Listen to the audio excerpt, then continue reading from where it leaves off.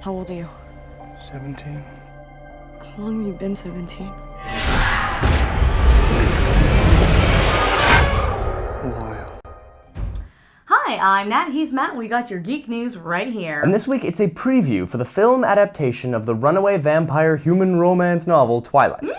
Which I've fallen in love with since reading, so now I'm super excited about this one. Yeah, between the two of us, she's definitely the expert on this So one. excuse him if he just doesn't understand it the way we do. Now, well, from a film standpoint, I'm really impressed with the fact that there are two female writers and a female director responsible for Twilight. Pretty different, eh? I think that's pretty badass. Yeah, there's a real girl power angle with the key creative roles, which is pretty cool. So let's see what director Catherine Hardwicke has to say about bringing this novel sensation to life.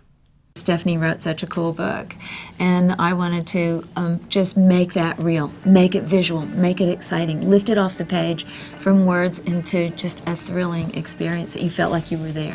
When I was writing the novel, I saw the whole thing in my head like a movie. I really wanted to see it brought to life. This looks just right. Action.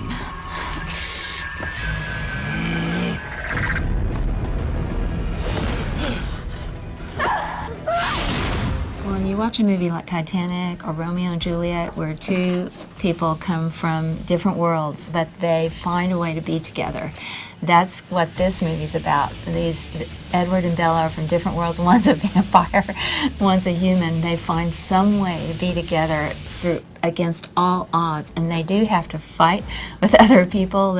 Everybody's against them, but they're together and they're in love. So you're carried away in this mad romance. It's so powerful, and I think anybody that's ever fallen in love or wants to fall in love, you want to feel that, you want to experience it, you want to go for that ride. As the writer, naturally, you hope that people go see the film and want to know more and go out and see how the book matches up with it and find out there's more information that you weren't getting.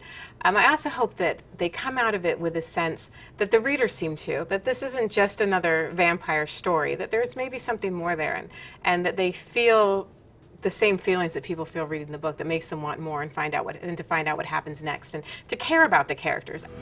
It's too bad he didn't have the strength to turn you.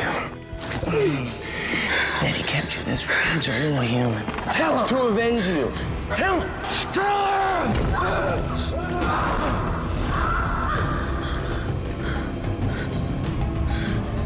Sorry.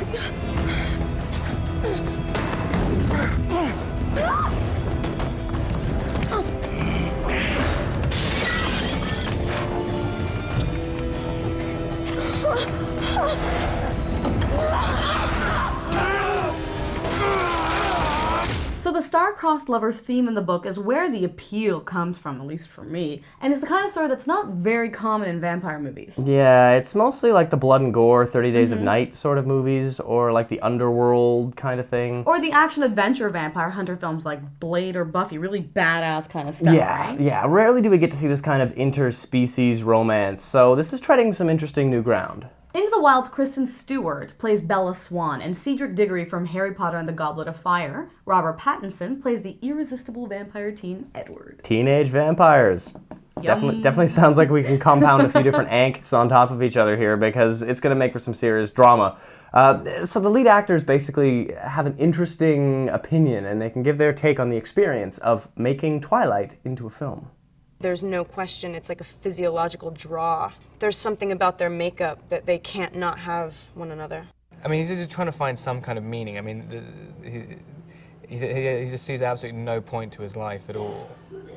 And I guess when Bella arrives, he can have a connection with the living world again, which is basically one of his only options, is either die or connect with the living world, and Bella allows him to do that. The story is so certain. To know one thing before you die, that's ambitious. And to, like, I feel like the only love story that could have that quality is if it's actually put in like a fantasy world. And I feel like this does it well. It pulls it off. You believe it. Ella? Thanks. You know, your mood swings are kind of giving me whiplash. I only said it'd be better if we weren't friends, not that I didn't want to be. What does that mean? It means if you were smart, you'd stay away from me. Okay, well, let's say for argument's sake that I'm not smart. I can see what you're trying to put off. But I can see that it's just to keep people away from you. It's a mask. Did you tell me the truth? No, probably not. I'd rather hear your theories. I have considered radioactive spiders and kryptonite. It's all superhero stuff, right? What if I'm not the hero? What if I'm the bad guy? You're not. Now, without having too much knowledge of the story, the impression I'm getting is that it's like Roswell with vampires instead of aliens. That's actually not too far off, Matt, and it looks like they're sticking to a lot of the source material, which is cool, with the exception of a few key dialogue scenes happening in different places, which, of course, I guess it's expected to see differences like that. That's pretty minor, I just yeah. hope it draws in the audiences to make sure the 5 production companies that came together to make Twilight make another 3 movies. Please. Yeah, well, you know what? My buddy Ryan runs a theater in Louisiana, and he was saying that the Bond hype was nothing compared to what's going on with Twilight. There are people lined up around the block to get tickets. The fans are definitely doing their part to see that we get the sequels. Well, you know what? I'm crazy excited for this one, and I might just have to see it more than once. Well, from what I've seen, it hasn't really blown me away as a film, but she's hooked, so that's enough for me. The book is so good. It's worth it. Anyway, we'll have a review up after we see it on opening night. Okay, well, you know what? By popular demand, we will be doing a Star Trek trailer review, but only because I've been a Trekkie since I was 7 years old, and if JJ gets this wrong, I will lay down a beating. Oh, God.